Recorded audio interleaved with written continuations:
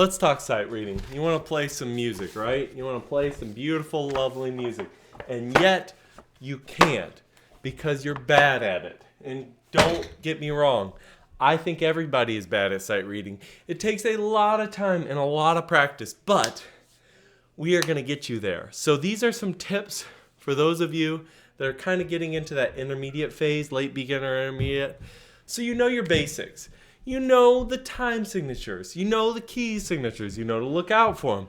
You know the title, the composer, and what you can take away from that. Where notes are on the staff, right? Your treble clef, your bass clef, all that junk. So let's get out of that. We're going to talk about 5 things that are going to make sight reading, hopefully, just a little bit easier. The first thing I want to talk about is you should only ever have one place for your eyes. None of this. Down, up, down, up, down, up. I'm looking at the piano. I'm looking at the music. I'm looking at the piano. I'm looking at the music. No.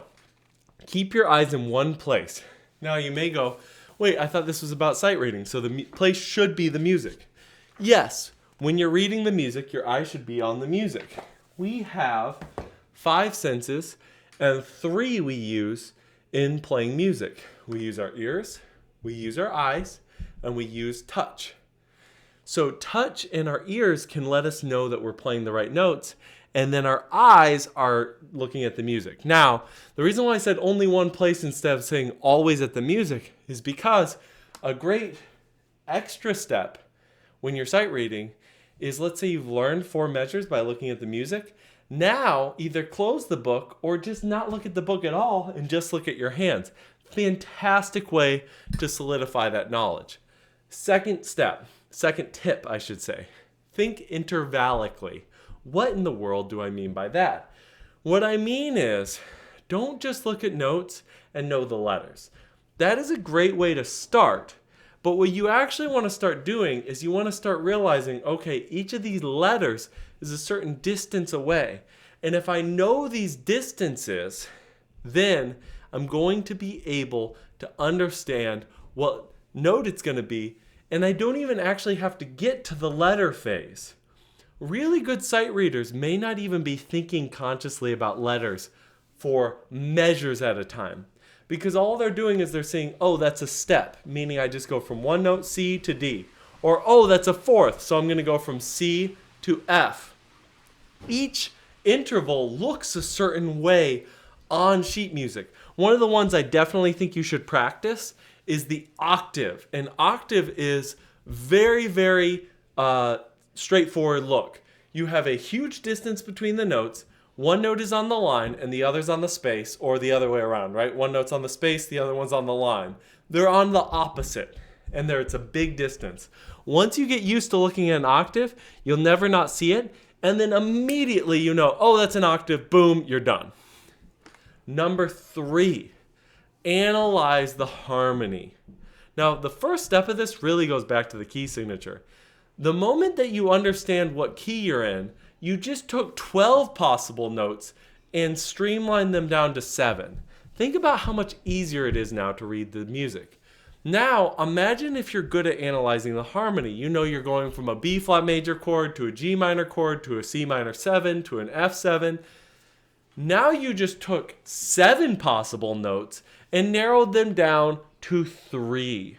Especially if you've got a good ear, you're talking making the problem go from being something very convoluted, very challenging and time-consuming to something that is a piece of cake. Now, number 4. This is watching for repetition. And you may go, well, why is this a step? Shouldn't I just see that something's the same and then just not use my effort to rediscover the wheel, and just use that? That's not how it actually works. For most people, they don't actually think through the fact that music repeats over and over again. And so we actually need to be on alert and always be looking. I like to do this step near the beginning of learning a piece and go, oh, that repeats. Oh, that repeats. Maybe even put a little mark to help yourself out. Incredibly motivating. Sometimes you'll start a piece and you'll be like, oh, there's 5 pages to this piece. I'm not sure I'm ever going to learn it. And then you look and you realize that if you talk about all the parts that repeat, it's only literally like 1 page of music. Happens all the time. And that leads me finally to step number 5. All these previous steps are kind of just bigger order thinking things in preparation, but step number 5 is how you sight read.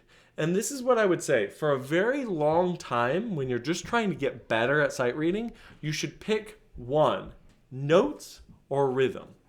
Let me break that down a little bit for you. So if you pick notes as your focus, what you're going to do is you're going to be focusing on what notes are written down on the page and making sure that you nail all those accurately. If you pick rhythms, what you're going to be doing is you're going to be going, okay, let's see if I can keep the timing going and keep a steady beat, whether or not I'm playing the right notes. So if you pick the notes, the rhythms are optional. If you get them, great. If you don't get them, who cares? If you pick rhythms, the notes are optional. Of course, you're trying to hit some of the right notes. You're still trying to play the song, but it's okay if you miss a few.